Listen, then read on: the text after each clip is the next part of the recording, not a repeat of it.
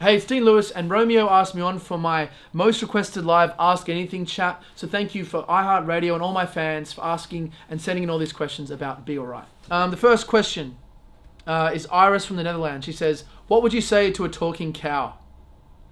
Well, I would probably ask it, depends what kind of cow it is. If it's one of the Scottish ones with the cool hair, I'd ask what shampoo it uses.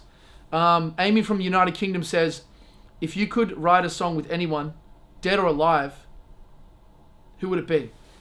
Noel Gallagher from Oasis, because he inspired everything that I do.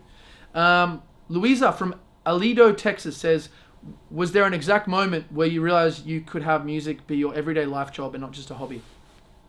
I sort of feel like I'm realizing that every day when more and more exciting things happen. I do feel like it could stop at any moment, but it was probably when I started doing, like when you can start supporting yourself from it, when you can actually quit doing your other job, sell your equipment or whatever, and kind of start doing it full time and be able to not live on the street. I think that's the kind of moment, and I feel very lucky to be able to do that, to be honest. Katie from Frisco, Texas says, is it more fun to release songs a single at a time or a full album at once? It's more pressure to release a song, it's to release an album rather than one song at a time. But it's easier to release a single because you just have to write one. So it's probably more fun to release one, but better to release an album.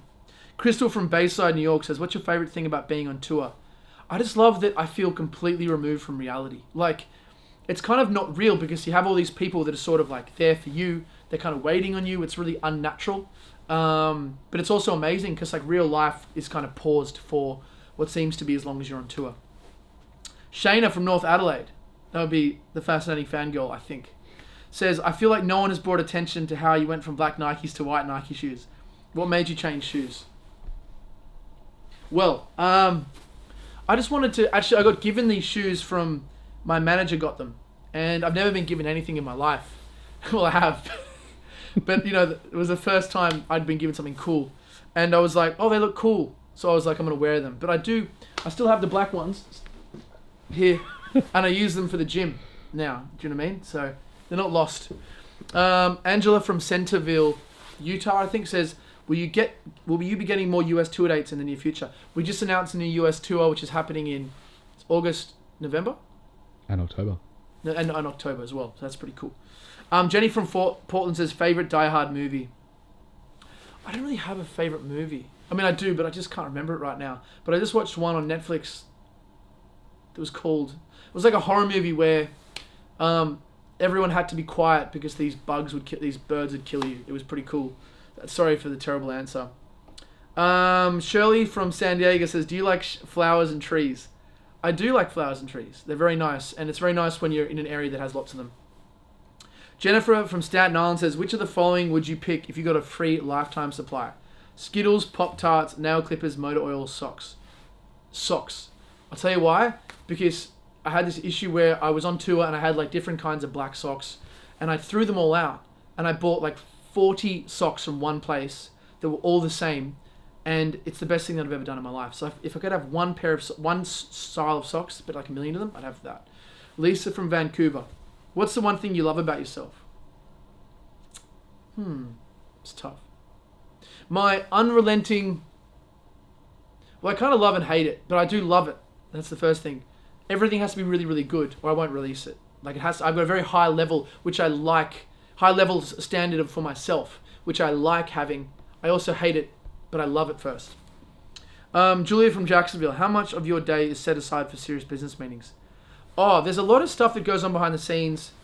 I'm kind of all like on my phone all day, but probably about 45 minutes of serious conversations every day.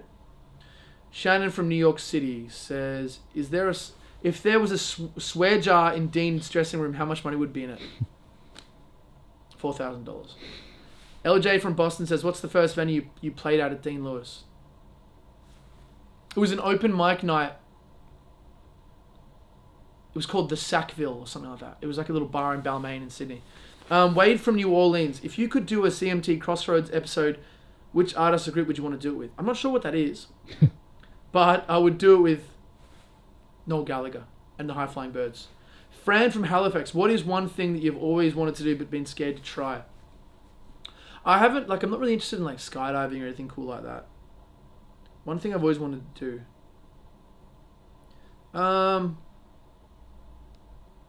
Scared to try crowd surf or something like that, but I think everyone would. My crowds aren't the kind of people that would like. I mean, they'd probably try to catch me, but it would be really out of character. So I'd love to do that, but I'm sort of scared to do it. Vanessa from Columbus, what is your favorite musical memory while growing up? Probably seeing Oasis when my dad played this Oasis like live thing for me and my brother who's behind the camera, and blew me away. Kayla from Melbourne, who do you play as Mario Kart? I used to play as Luigi. I don't know if that was good, but I used to like him. Rachel from Bathurst, hi Dean, you always reply to my comments on Instagram, so I hoped you would answer this one. This question for you. When you write a song, do you start with a title, then write? Or do you write a song, then pick what title would be, if that makes sense? And what's the easiest way to write a song? Well, I start by picking up a guitar and sort of letting things fly out. Ideas. And I always think of a name afterwards. There's only one song that I've ever named before, and that was A Place We Knew. But I didn't name that before. The chorus is Your Heart Is My Home. And I thought that was a cheesy title, but I liked the lyric. So the album was called A Place We Knew, and it felt right for the song, so I did that. The easiest way to write a song is think of it in sections and keep coming up with ideas until you have one good section, a verse, and then you just need to write the second section, which is a chorus. And then you have two sections you just need to repeat. So kind of think of it as a process in little chunks, and you make progress on each one. And sometimes it's quick, sometimes it takes longer. Agnes from South Korea. I love your messages, by the way, Agnes. I want to know what you're thinking before you go on stage. I'm like really nervous, but I'm just like, don't mess up, and give them all your energy. That's the thing I think about. Goldie from Saratoga Springs, New York. Will there be a chance to meet you at Oshiaga? I don't know. I mean, I hope so.